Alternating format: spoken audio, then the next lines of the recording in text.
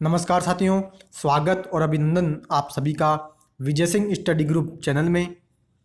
मैं विजय सिंह और फ्रेंड्स हम चर्चा कर रहे हैं इंडियन पॉलिटी में भारत की राज्य व्यवस्था में एम लक्ष्मीकांत की बुक की लेसन्स की हम चर्चा कर रहे थे।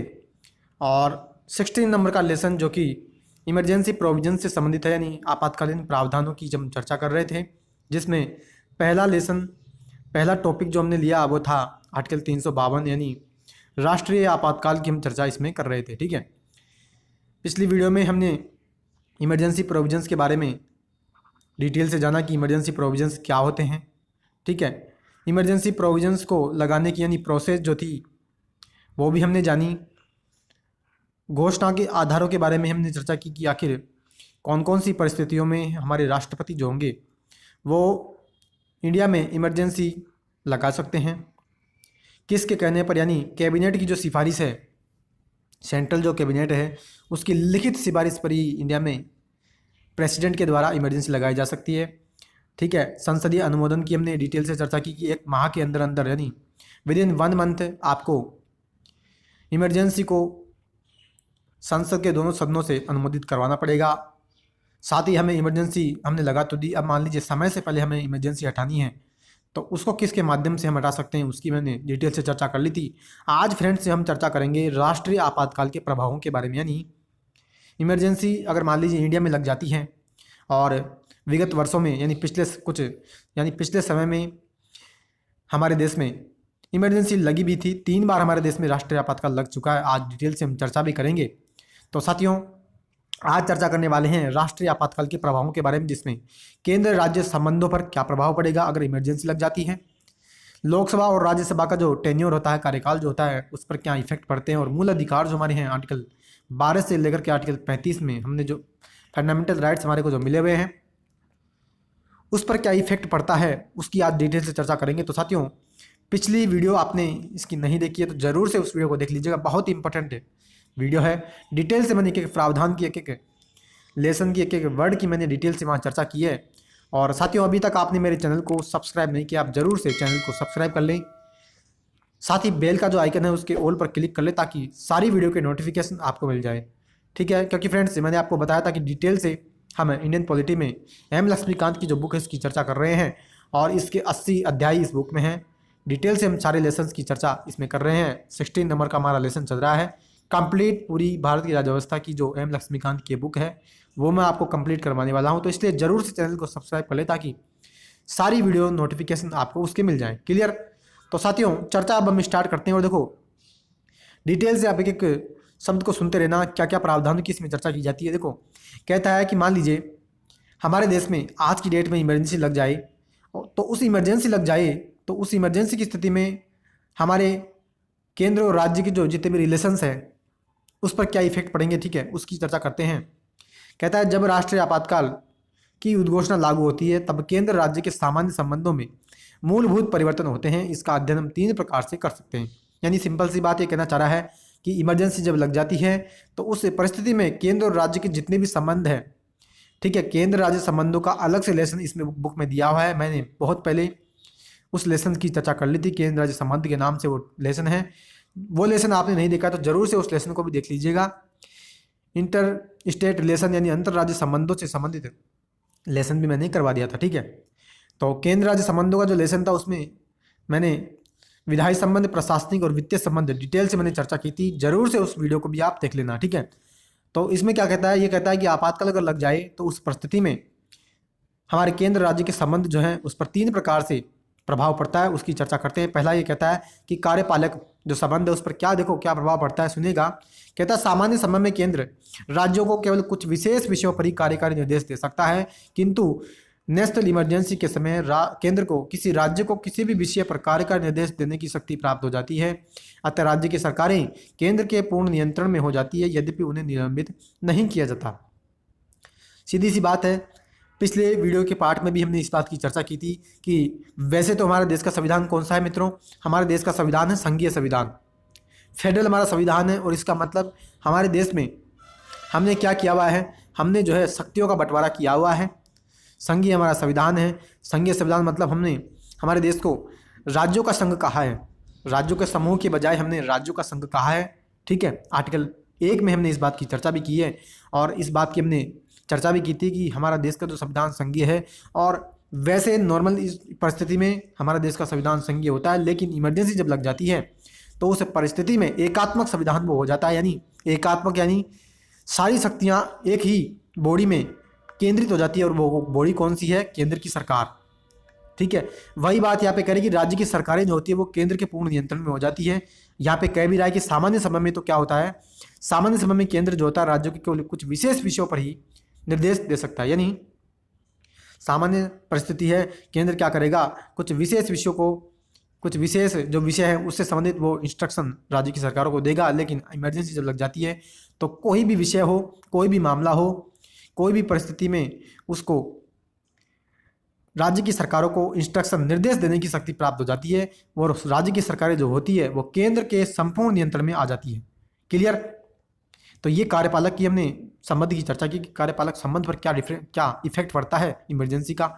दूसरा देखो विधायी संबंध की विधायी प्रभाव की चर्चा कर रहे हैं कि राष्ट्रीय आपातकाल के समय संसद को राज्य सूची में वर्णित विषय पर कानून बनाने का अधिकार हो जाता है, प्राप्त हो जाता है, यद्यपि राज्य विधायिका निलंबित नहीं होती। संक्षेप में संविधान संघीय की जगह एकात्मक हो जाता है। वही बात जो मैंने अभी आपको बताई कि नॉर्मल परिस्थिति में हमारा देश का संविधान संघीय होता है, लेकिन इमरजेंसी की परिस्थिति में हमारे देश का संविधान एकात्मक हो जाता है, सारी शक्तियां केंद्र के नियंत्रण में आ जाती है। और ये कहता है कि कानून बनाने की शक्ति जो होती है वो राज्य सूची में वर्णित विषय पर कानून बनाने का अधिकार हमारी संसद को प्राप्त हो जाता है जब हमारे देश में इमरजेंसी लग जाती है।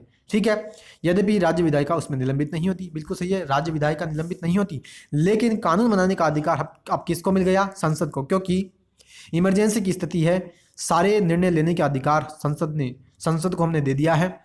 केंद्र की सरकार में सारी शक्तियां निहित हो गई है, तो वही अब जो निर्णय लेगी, डिसीजन जो लेगी वो वही लेगी। ठीक है, आगे कहता है कि संसद द्वारा आपातकाल में राज्य के विषयों पर बनाए गए कानून आपातकाल की समाप्ति के बाद 6 माह तक प्रभावी रहते हैं। यानी क्या कहना चाहता है? ये कहना चाहता है, मान लीजिए हमारे देश में इमरजेंसी लग गई, उस परिस्थिति में हमने क्या कहा, कानून बनाने का अधिकार हमने किसको दिया? संसद को। ठीक है, इमरजेंसी लग गई, कानून बनाएगा कौन? संसद बनाएगी। किसके लिए? राज्यों के लिए। अब मान लीजिए राज्यों के लिए कानून बना दिया, और क्या हुआ कि कुछ समय बाद ही हमारे देश में आपातकाल समाप्त हो गया, तो संसद ने जो राज्य के लिए जो कानून बनाया है ना, वो कितने दिनों तक चलेगा? वो 6 माह तक चलेगा। कब से? यानी मान लीजिए इस डेट से, यानी मान लीजिए 1 सितंबर से। ठीक है, 1 सितंबर को आपातकाल हमने समाप्त कर दिया, तो 1 सितंबर से 6 माह तक लगा लीजिए आप। अक्टूबर, नवंबर, दिसंबर, जनवरी, फरवरी, मार्च, यानी 6 माह तक वो कानून प्रभावी रहेगा उस राज्य में। 6 माह के बाद उस कानून की वैधता समाप्त हो जाएगी। क्लियर? तो आई होप कि ये बात आपको समझ में आई है डिटेल से। नेक्स्ट कहता है कि जब राष्ट्रीय आपातकाल की उद्घोषणा लागू होती है, तब यदि संसद का सत्र नहीं चल रहा हो तो राष्ट्रपति राज्य सूची के विषयों पर ऑर्डिनेंस पास कर सकता है। यानी अब मान लीजिए आपातकाल उस समय लगा जिस समय संसद सत्र में नहीं थी, और राज्य सूची पर हमें कानून बनाने की सख्त आवश्यकता है, तो राष्ट्रपति क्या करेंगे? राज्य सूची के विषय पर ऑर्डिनेंस यानी अध्यादेश पास कर देंगे। ठीक है, तो ये बात यानी एक कानून बनाने की जो शक्ति है उससे निपटने के लिए भी हमने तोड़ निकाल लिया। यानी राष्ट्रपति उस समय जो होंगे वो ऑर्डिनेंस पास कर सकते हैं राज्य के विषयों पर कानून बनाने के लिए। क्लियर? तो साथियों 2 संबंध की चर्चा की। तीसरा देखो वित्तीय प्रभाव क्या कहता है? कहता है कि राष्ट्रीय आपातकाल की उद्घोषणा अगर हो तो उस समय राष्ट्रपति केंद्र और राज्य के मध्य करों के संवैधानिक वितरण को संशोधित कर सकता है। इसका तात्पर्य यह है कि राष्ट्रपति केंद्र से राज्य को दिए जाने वाले धन यानी वित्त को कम अथवा समाप्त कर सकता है। ऐसे संशोधन उस वित्त वर्ष की समाप्ति तक जारी रहते हैं जिसमें आपातकाल समाप्त होता है। यानी अब वित्त यानी पैसों से संबंधित यहाँ पे बात आ रही है कि मान लीजिए आपातकाल लग रहा है और उस समय क्या होगा? राष्ट्रपति जो होंगे केंद्र और राज्य के मध्य जो करों का संवैधानिक जो वितरण करते हैं, कौन से माध्यम से? आर्टिकल 280 के माध्यम से, वित्त आयोग के माध्यम से जो करों का संवैधानिक वितरण राज्य और केंद्र के मध्य करते हैं, उसको वो संशोधित कर सकता है। यानी संशोधन का मतलब कमती बत्ती कर सकता है, कम या ज़्यादा वो कर सकता है कि राज्य को कम पैसा वित्त जो होगा यानी पैसा जो होगा, फाइनेंस जो होगा वो राज्य को कम दे। उस परिस्थिति में केंद्र को वो ज़्यादा दे सकता है, क्योंकि आपातकाल की परिस्थिति है, केंद्र का कर्तव्य है कि राज्य की वो सुरक्षा करे। तो उस परिस्थिति में केंद्र को फाइनेंस यानी सेंट्रल को फाइनेंस ज़्यादा वो दे सकता है, यानी वो संवैधानिक वितरण को संशोधित कर सकता है। क्लियर। यानी कहता है कि राष्ट्रपति केंद्र से राज्यों को दिए जाने धन को कम या समाप्त भी कर सकता है। वही बात मैं कहना चाह रहा हूँ कि या तो वो कम कर सकता है, राज्यों को पैसा देना, केंद्र को ज़्यादा पैसा दे सकता है, या वो समाप्त भी कर सकता है। और ये संशोधन कब तक लागू रहेगा? उस पूरे वित्त वर्ष तक, जिस वित्त वर्ष में यानी जिस फाइनेंशियल ईयर में इमरजेंसी समाप्त होगी ना, उस पूरे फाइनेंशियल ईयर तक वो जो संवैधानिक वितरण, जो पैसे का उसने जो संशोधन किया है वो लागू रहेगा। क्लियर। तो साथियों, ये पहले प्रभाव की मैंने चर्चा की कि केंद्र राज्य और संबंध जो हैं उन पर हमारे राष्ट्रीय आपातकाल अगर लग जाता है तो उस परिस्थिति में क्या इफेक्ट पड़ता है। तो आई होप कि ये बात आपको अच्छी प्रकार से समझ आई है मित्रों। डिटेल से मैं यहाँ पे एक एक बात की चर्चा कर रहा हूँ। आई होप कि ये बातें सारी आपको समझ में आ रही है। किसी भी प्रकार की कोई दिक्कत आए तो कमेंट बॉक्स में आप कमेंट जरूर करिएगा। और मित्रों, बहुत ही इंपॉर्टेंट ये लेसन है, इमरजेंसी से संबंधित। कहीं भी इंडियन पॉलिटी में क्वेश्चन बनने की पूरी संभावना इस टॉपिक से रहती है। और मेंस IAS PCS की मेंस में यहाँ से सब्जेक्टिव क्वेश्चन भी बनने की पूरी संभावना है कि इमरजेंसी अगर लगती है तो उस परिस्थिति में क्या क्या हमारे देश में प्रभाव पड़ते हैं। तो डिटेल से उसी फोकस को ध्यान में रखते हुए मैं पूरा यहाँ पे लेसन डिस्कस कर रहा हूँ।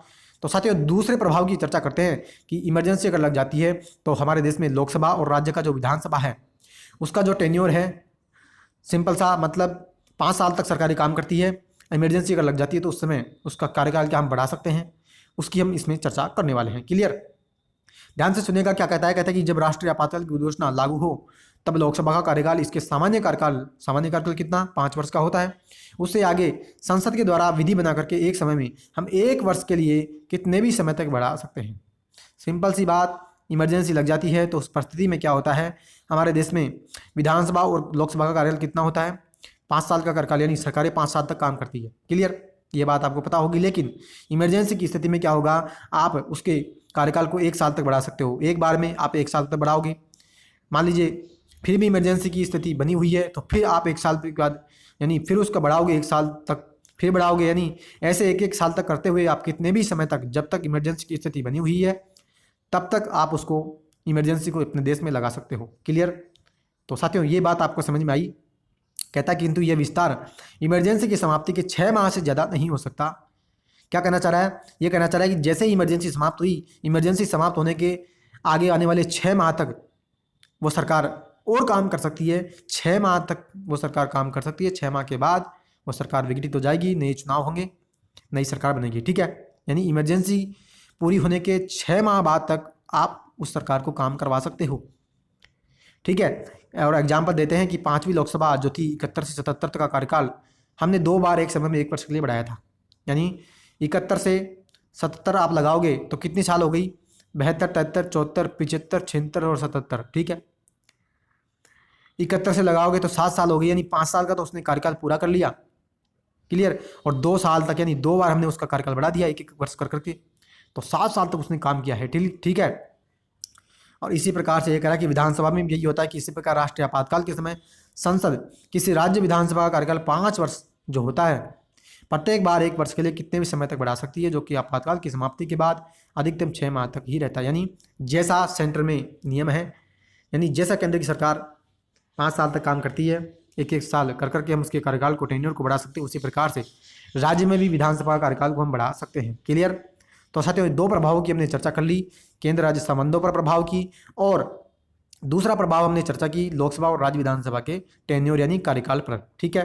तीसरा बहुत ही इंपॉर्टेंट प्रभाव की, इफेक्ट की चर्चा कर रहे हैं कि अगर इमरजेंसी लगती है तो हमारे जो मूल अधिकार हैं, फंडामेंटल राइट्स जो हैं हमारे को जो मिले हुए हैं आर्टिकल 12 से लेकर के आर्टिकल 35 में और संविधान के भाग 3 में, तो उस पर क्या इफेक्ट पड़ता है उसकी डिटेल से हम चर्चा कर रहे हैं। साथियों, बहुत इंपॉर्टेंट है, ध्यान से सुनिएगा।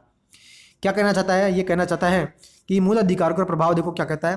कहता है आर्टिकल 358 और 359 राष्ट्रीय आपातकाल में मूल अधिकार पर प्रभाव का वर्णन करते हैं।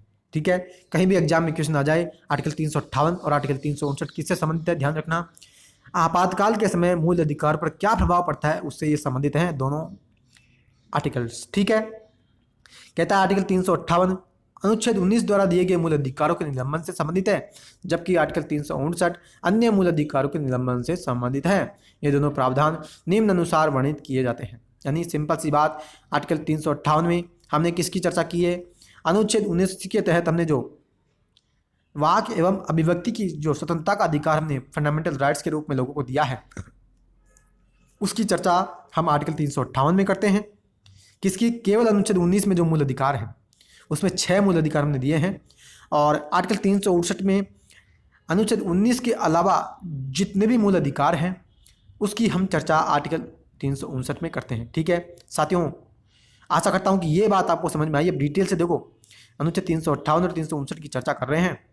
कहता है कि आर्टिकल 19 के अंतर्गत प्रदत्त मूल अधिकारों के निलंबन की हम चर्चा कर रहे हैं। यानी सीधी सी बात, आर्टिकल 358 में क्या प्रावधान, क्या प्रोविजंस हमने किए हैं इमरजेंसी के रूप में, उसकी हम चर्चा अब कर रहे हैं। और आर्टिकल 358 में हमने अनुच्छेद 19 के बारे में बात कही हुई है।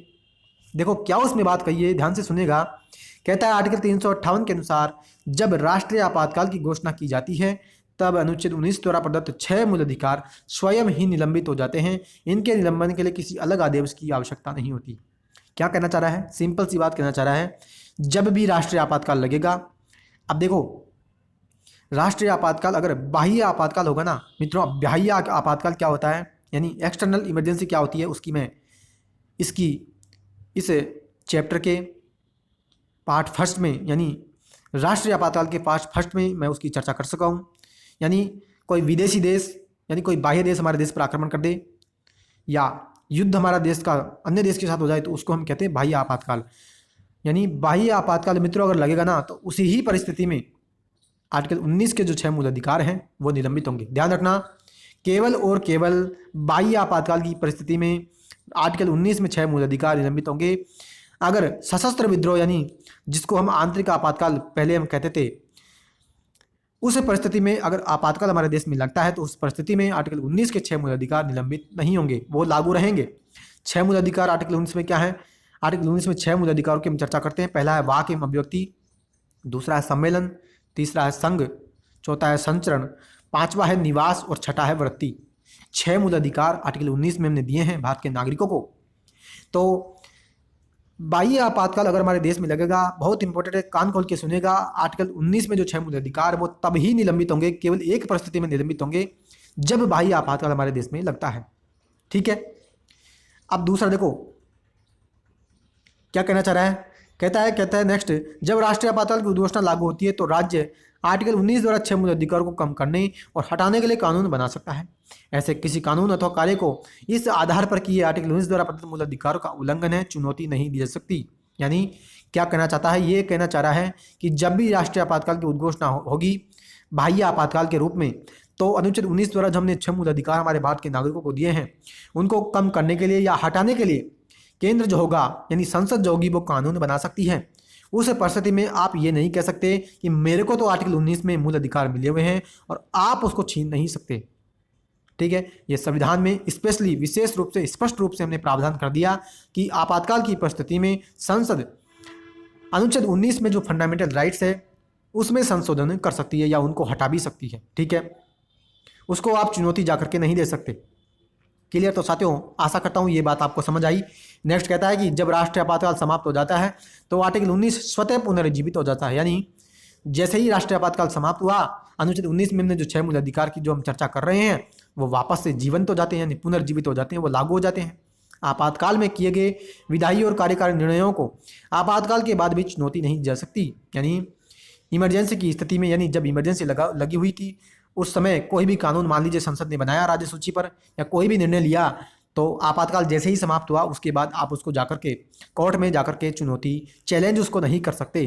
क्लियर साथियों? आशा करता हूँ ये बात आपको समझ आई है।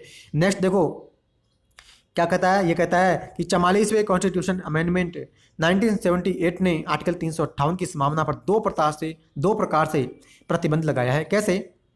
कह रहा है कि अनुच्छेद 19 द्वारा प्रदत्त मूल अधिकारों को युद्ध और बाह्य आक्रमण के आधार पर घोषित आपातकाल में ही निलंबित किया जा सकता है, न कि सशस्त्र विद्रोह के आधार पर।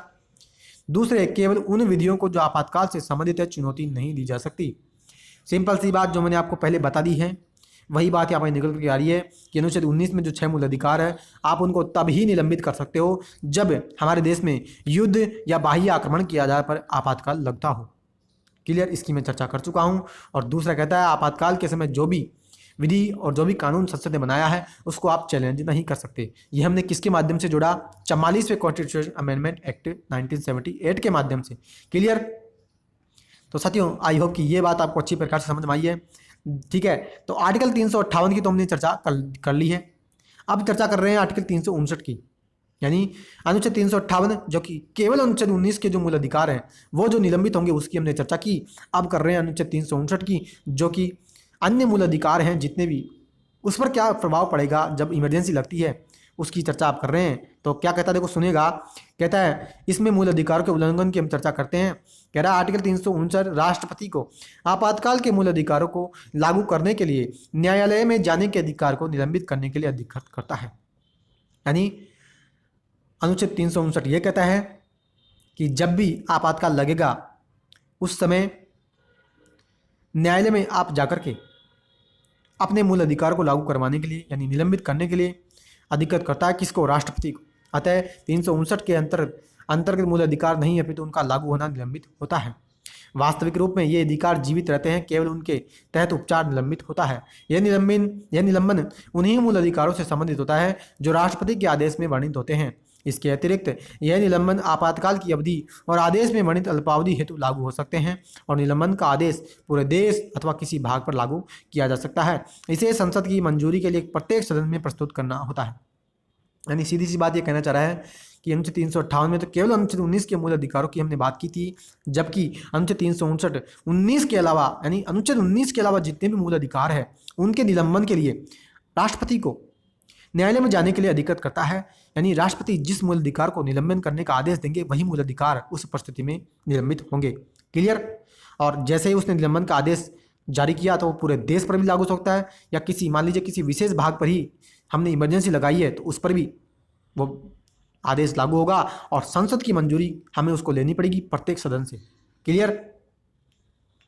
अब साथियों नेक्स्ट क्या कहता है, 44वें संविधान संशोधन 1978 अनुच्छेद 359 के क्षेत्र में 2 प्रतिबंध लगाता है। यानी अनुच्छेद 358 में भी प्रतिबंध लगाए हैं और 359 पर भी 2 प्रतिबंध लगाए हैं हमने 44वें संविधान संशोधन के माध्यम से। पहला क्या है कि राष्ट्रपति आर्टिकल 20 और 21 के अंतर्गत दिए गए अधिकार को लागू करने के लिए न्यायालय में जाने के अधिकार को निलंबित नहीं कर सकता। यानी किसी भी परिस्थिति में आप यानी राष्ट्रपति मान लीजिए कोई भी परिस्थिति, यानी जैसे सबसे भयानक परिस्थिति तो आपातकाल की ही होती है किसी देश में, तो उस भयानक परिस्थिति में भी आपके जो आर्टिकल 20 में जो अधिकार है किसका, मूल अधिकार का, अपराधों के लिए दोष सिद्धि के संबंध में जो हमने मूल अधिकार दिया है 20 में, और अनुच्छेद 21 में जो मूल अधिकार है प्राण और दैहिक की स्वतंत्रता और गरिमापूर्ण जीवन जीने का जो अधिकार है उस, यानी इन दोनों मूल अधिकारों को कैसी भी परिस्थिति में राष्ट्रपति हमसे छीन नहीं सकते। यानी कैसी ही परिस्थिति हमारे देश में बन जाए, आर्टिकल 20 और 21 में जो मूल अधिकार है उसको राष्ट्रपति हमसे छीन नहीं सकते।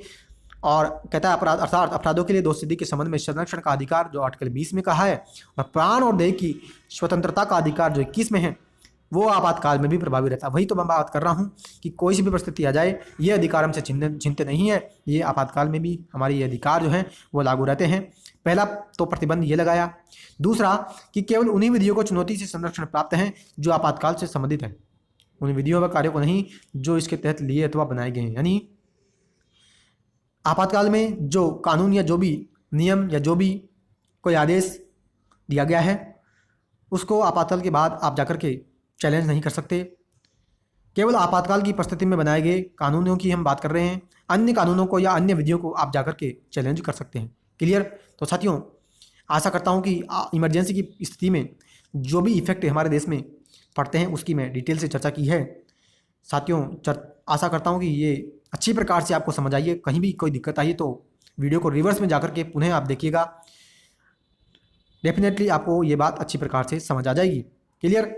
अब साथियों चर्चा करते हैं कि आखिर हमारे देश में कितनी बार आपातकाल लग चुका है उसकी अब चर्चा कर रहे हैं। ध्यान से सुनेगा। कहता है इस प्रकार के आपातकाल अभी तक हमने 3 बार लगाए हैं इंडिया में। एक तो 1962 में जब हमारे देश में इंडिया चाइना का युद्ध हुआ, 1917 में जब भारत और पाकिस्तान के बीच युद्ध हुआ, और एक 1975 में जब इंदिरा गांधी का शासनकाल था उस समय लगा इमरजेंसी। ठीक है, तो 3 इमरजेंसी हमारे देश में लग चुकी है। क्या कहता है, कहता है कि पहला कब लगा, कहता है राष्ट्रीय आपातकाल अक्टूबर 1965 में नेफा यानी नॉर्थ ईस्ट फ्रंटियर एजेंसी जो कि अरुणाचल प्रदेश है अब, उसमें चीनी आक्रमण के कारण लागू किया गया। यानी अरुणाचल प्रदेश, आज का जो अरुणाचल प्रदेश है उसमें 1962 में चीन ने आक्रमण कर दिया और भारत और चीन के जब युद्ध हुआ उस परिस्थिति में हमने हमारे इंडिया में नेशनल इमरजेंसी यानी राष्ट्रीय आपातकाल हमने घोषित कर दिया। पहला आपातकाल हमने ये लगाया। दूसरा, जब दिसंबर 1971 में पाकिस्तान के आक्रमण के फलस्वरूप हमने जारी किया, यानी 1971 में जब हमारे देश में पाकिस्तान ने आक्रमण किया और फिर जाकर के 1971 में ही जब बांग्लादेश का निर्माण हुआ, उस परिस्थिति में हमने दूसरा आपातकाल लगाया। और तीसरा राष्ट्रीय आपातकाल जून 1975 में इंदिरा गांधी ने लगाया था, जो कि उस समय उनके चुनाव को रद्द कर दिया गया था। उस परिस्थिति में उन्होंने राजनीतिक तुष्टीकरण के लिए, अपने राजनीतिक फायदे के लिए उन्होंने नेशनल इमरजेंसी अपने देश में लगा दी थी, ठीक है। और उसका घोर विरोध भी हुआ। उसी परिस्थिति में जाकर के मित्रों, लोगों ने जब अपने अधिकारों का ज़्यादा उपयोग किया तो बाद में जाकर के फिर कांग्रेस सरकार ने ही स्वर्ण सिंह समिति गठित की थी 1976 में, और सरदार स्वर्ण सिंह समिति के आधार पर इन्हें प्रमूल करते हुए बनाए थे, क्योंकि इमरजेंसी में लोगों ने बहुत ही अपनी देश की संपत्ति का नुकसान पहुंचाया था।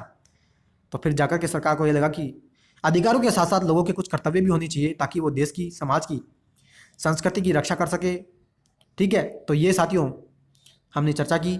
अब देखो क्या कहता है कि पहली 2 आपातकाल घोषणाएं बाह्य आक्रमण के आधार पर लगी थी, जबकि तीसरी आंतरिक उपद्रव के आधार पर। वही मैं कह रहा हूँ कि 1962 और 1971 में हमारा बाह्य आक्रमण, यानी दूसरे देश ने हमारे देश पर आक्रमण किया, तो उसको मैंने क्या कहा, बाह्य आपातकाल। लेकिन 1975 में इंदिरा गांधी ने अपने राजनीतिक फायदे के लिए आंतरिक उपद्रव, हम पहले उसको कहते थे, वर्तमान में हम सशस्त्र विद्रोह उसको कहते हैं, उस यानी इनके आधार पर 1975 में इंदिरा गांधी के शासनकाल में हमारे देश में इमरजेंसी लगी थी, ठीक है। 1975 में घोषित आपातकाल सबसे ज़्यादा विवादास्पद सिद्ध हुआ। उस समय आपातकाल में अधिकारों के दुरुपयोग के विरुद्ध व्यापक विरोध हुआ था, ठीक है। तो इसका ये आपातकाल बहुत विवाद हुआ था, और इसको काला दिवस भी लोग मनाते हैं, ठीक है। तो साथियों आज हमने चर्चा की डिटेल से राष्ट्रीय आपातकाल की, मैं चर्चा कर चुका हूँ। जितने भी व्यूअर्स ने पिछली वीडियो नहीं देखी है राष्ट्रीय आपातकाल की पार्ट फर्स्ट की, उसको जरूर से देख लीजिएगा। पहले उसको देखना, उसके बाद आज की लेसन्स की वीडियो देखना, बहुत इंपॉर्टेंट है मित्रों। और मैं ये दावे के साथ कह सकता हूँ कि इमरजेंसी में कहीं भी आपको कोई भी किसी भी प्रकार की कोई दिक्कत नहीं आएगी। और सिंगल क्वेश्चन भी एक एक लाइन से अगर बनता है तो सिंगल क्वेश्चन भी यहाँ से छूटने वाला नहीं है, इस बात का मेरा विश्वास करना। तो साथियों आज का लेसन आपको कैसा लगा कमेंट बॉक्स में आप कमेंट जरूर कीजिएगा। और साथियों वीडियो आज की पसंद आई है तो जरूर से आप वीडियो को लाइक करना, ज़्यादा से ज़्यादा मित्रों में दोस्तों इसको शेयर करिए। और चैनल को आपने अभी तक भी सब्सक्राइब नहीं किया, जरूर से आप सब्सक्राइब कर लेना, क्योंकि मित्रों मैंने आपको कहा था कि पूरी कंप्लीट भारत की राज्यव्यवस्था में करवाने वाला हूँ, और उसी सीरीज में आज हमने 16वां लेसन हम चर्चा कर रहे हैं। तो साथियों जरूर से चैनल को आप सब्सक्राइब कर लीजिएगा। और साथियों आज हम लेसन को यही स्टॉप रखते हैं। आने वाले वीडियो में हम चर्चा करेंगे राष्ट्रपति शासन की, यानी आर्टिकल 356 ऑब्लिक आर्टिकल 365 की हम चर्चा करेंगे। यानी आर्टिकल 356 का आपको ज़्यादातर लोगों को पता होगा, लेकिन आर्टिकल 365 के आधार पर भी राष्ट्रपति शासन लगाया जाता है, उसकी भी हम चर्चा डिटेल से आने वाले वीडियो में चर्चा करेंगे। तो साथियों आज के लिए इतना ही, अब मिलते हैं नेक्स्ट वीडियो में राष्ट्रपति शासन के साथ। तब तक के लिए हैव अ नाइस डे। जय हिंद, जय भारत, वंदे मातरम।